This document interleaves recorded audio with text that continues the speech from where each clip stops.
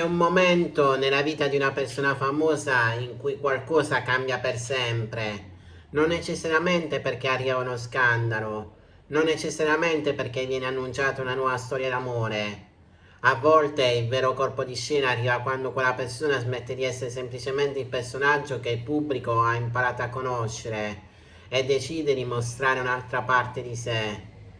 Ciao a tutti ragazzi e ragazze, io sono Newspage, il vostro reporter di fiducia e ben trovati sulla nuova news di Jaya Man.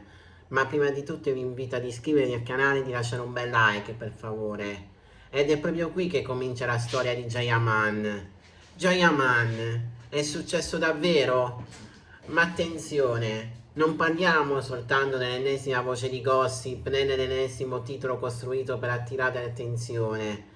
Dietro il personaggio che milioni di persone hanno imparato a riconoscere c'è una storia molto più complessa, una storia fatta di ambizione, relazioni infinite sotto i riflettori, scelte professionali sorprendenti, momenti difficili e una trasformazione che negli ultimi anni lo ha portato molto lontano da Istanbul. E forse è proprio questo il vero successo davvero. Perché Jayaman non è più soltanto il protagonista romantico delle serie turche. Oggi è un attore internazionale, un volto televisivo italiano, un uomo che ha interpretato Sandokan e che ha costruito la propria carriera in un paese diverso da quello in cui è nato.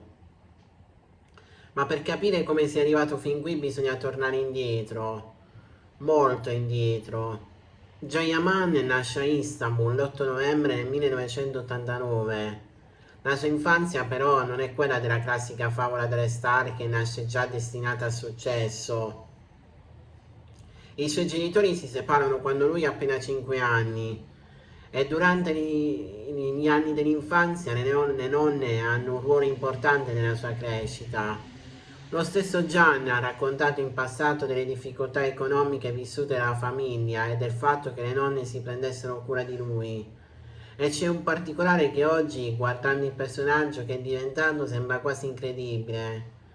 Jayaman non nasce come il sogno di diventare una star, studia e studia seriamente. Frequenta il liceo italiano di Istanbul e successivamente si laurea in giurisprudenza all'Università di Yeditepe. Poi arriva il lavoro in ambito legale. Per un periodo Gian è davvero un avvocato, un ragazzo con una laurea, una carriera apparentemente già impostata e un futuro che sembra andare in una direzione completamente diversa. Ma dentro di lui c'era qualcosa che non funzionava. In una recente intervista ha raccontato di essere stato infelice trascorrendo le giornate davanti al computer. La svolta arriva quasi per caso quando viene notato durante un matrimonio a Mosca e gli viene proposta un'opportunità nel mondo della televisione. Ed è proprio qui che la sua vita prende una curva inattesa. A 24 anni decide di cambiare strada, lascia il mondo legale e comincia a inseguire la recitazione.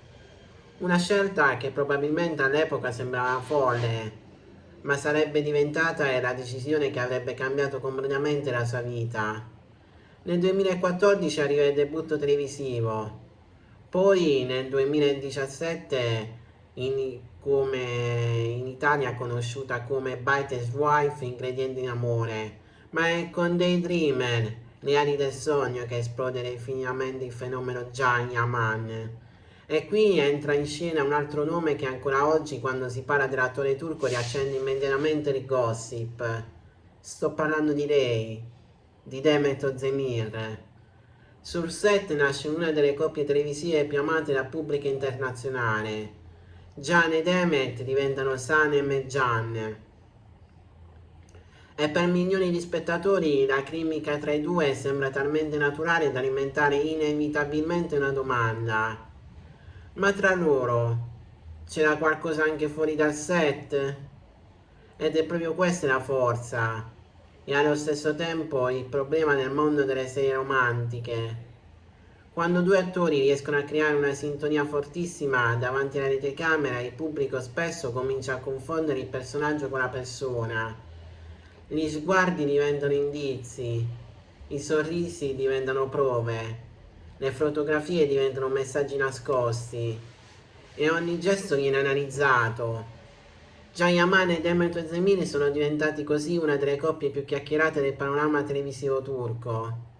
Ma bisogna distinguere ciò che è stato raccontato pubblicamente da ciò che appartiene alle fantasie del gossip. E questa distinzione è fondamentale, perché nel corso degli ultimi anni sono circolate tantissime teorie sulla loro presunta relazione. Ma non tutto ciò che viene raccontato sul web è automaticamente vero. E forse uno dei segreti del fenomeno Jayaman è proprio questo, il mistero, quello spazio vuoto che il pubblico riempie con le proprie interpretazioni.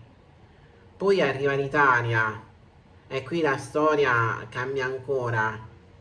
Can non si limita ad essere un attore turco amatissimo, decide di costruire una parte importante della propria carriera nel nostro paese.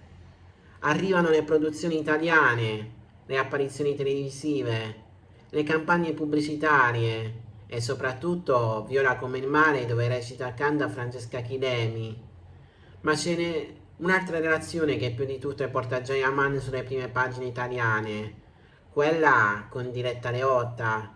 Nel 2021 le fotografie dei due fanno esplodere il gossip.